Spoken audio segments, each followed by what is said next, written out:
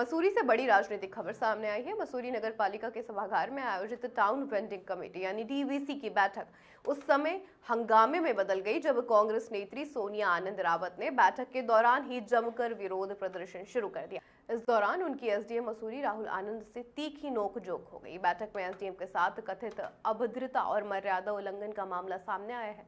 SDM Rahul Anand ने यह भी बताया है कि टाउन वेंडिंग कमेटी केंद्र सरकार के नियमों के अनुसार पटरी व्यापारियों को व्यवस्थित करने का काम कर रही है। लगातार माल रोड को व्यवस्थित करने का निर्णय प्रशासनिक प्रक्रिया के तहत लिया गया है और इसे हर हाल में लागू किया जाएगा। उन्होंने ये भी आरोप लगाया कि सोनिया आनंद रावत बिना अनुमति बैठक में प्रवेश कर हस्तक्षेप करने लगी हैं और बहस के दौरान अमर्यादित भाषा का प्रयोग किया है, जिसे स्वीकार नहीं किया जा सकता। एसडीएम ने स्पष्ट किया है कि कुछ लोग और राजनीतिक दल इस मुद्दे को राजनीतिक रंग देने का प्रयास कर रहे हैं, लेकिन प्रशासन अपने निर्धारित लक्ष्य से पीछे नहीं हटेगा। वहीं कांग्रेस नेत्री सोनिया आनंद रावत ने आरोप लगाया है कि उत्तराखंड की नौकरशाही भाजपा के इशारे पर काम कर रही है। उनका ये भी कहना है कि मसूरी में भी एसडीएम राहुल आनंद भाजपा के दबाव में निर्णय ले रहे हैं। उन्होंने कहा कि टाउन वेंडिंग कमेटी द्वारा कुछ चुनिंदा पटरी व्यापारियों को ही स्थान से हटा दिया गया, जबकि बड़ी संख्या में व्यापारियों को बाहर किया जा रहा है। उन्होंने चेतावनी दी है कि प्रशासन द्वारा 20 दिसंबर के बाद माल रोड को पटरी व्यापारियों से मुक्त करने का निर्णय स्वीकार नहीं किया जाएगा। उल्लेखनीय है कि जिन पटरी व्यापारियों के नाम टाउन वेंडिंग कमेटी द्वारा सूचीबद्ध किए गए हैं, उन्होंने भी स्पष्ट कर दिया है कि वे किसी भी परिस्थिति में माल रोड से हटने को तैयार नहीं है। मसूरी में पटरी व्यापारियों के मुद्दे को लेकर अब राजनीति तेज होती नजर आ रही है, जिससे कानून व्यवस्था पर भी लगातार सवाल खड़े हो रहे हैं। जैसे हमारी जैसे हमने कल सत्यापन का कार्य चल रहा था तो उसमें लोगों के ऑब्जेक्शन थे, कुछ लोगों का नाम छूट गया, इसलिए हमने उसको प्रोसीडिंग बढ़ाते हुए आज दोबारा से रखा। तो हम लगभग इसी की प्रक्रिया चल रही थी।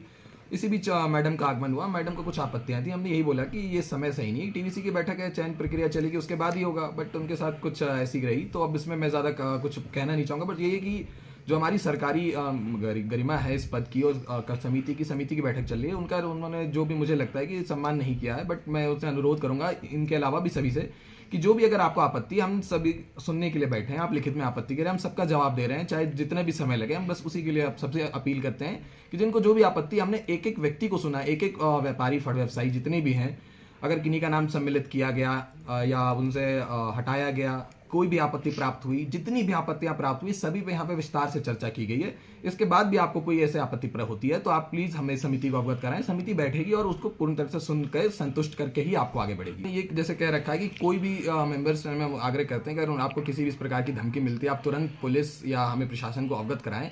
हम जो भी उनको धमकी दे रहे हैं उनके खिलाफ उचित कानूनी कार्रवाई की जाएगी, क्योंकि ये बिल्कुल बर्दाश्त नहीं की जाएगी। अगर कोई व्यक्ति सच या जो भी अपनी आपत्ति है उनको कहने का सभी को अधिकार है, चाहे वो सच कहें झूठ कहें, उसकी जांच समिति करेगी।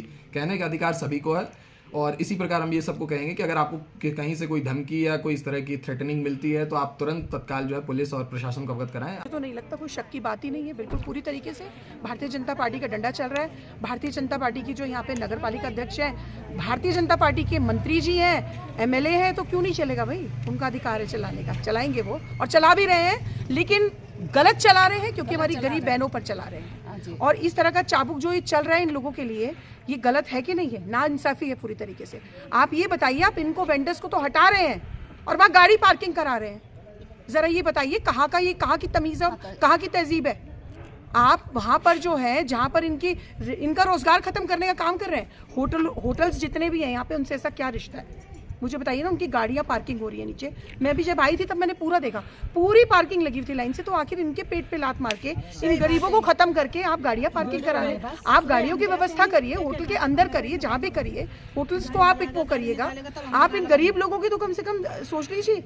मेरा एक सवाल है, तीखी नोकझोंक किस बात की? एसडीएम अपना काम कर रहे हैं, आप अपना काम कर रहे हैं, तो एसडीएम के कार्य प्रणाली से कहीं पे भी प्रूफ कर दीजिए कि मैंने कोई तीखी नोकझोंक की है। मैंने बिल्कुल कोई नोकझोंक नहीं की है। अपनी महिलाओं की बात रखी है, और ऐसी बात अगर मुझे 50 टेबल पे प्रधानमंत्री जी के सामने भी रखनी पड़ेगी तो सोनिया आनंद बिल्कुल तैयार है। कहीं पे भी ये बात रखवा लीजिए। जो प्रधानमंत्री जी कहते हैं कि हमारे जो स्ट्रीट वेंडर्स हैं, आज उनको सबसे ज्यादा आगे बढ़ाने की जरूरत है। आज उन महिलाओं को सबसे आगे बढ़ा करके उन्हें देश में विकसित, जो जिस तरीके से देश को विकसित करने की बात कर रहे हैं मोदी जी, आदरणीय मोदी जी, तो बताइए ना। मैं तो मोदी जी से भी सवाल कर लेती जाके, उनसे भी ऐसी तीखी नोकझोंक कर लेती।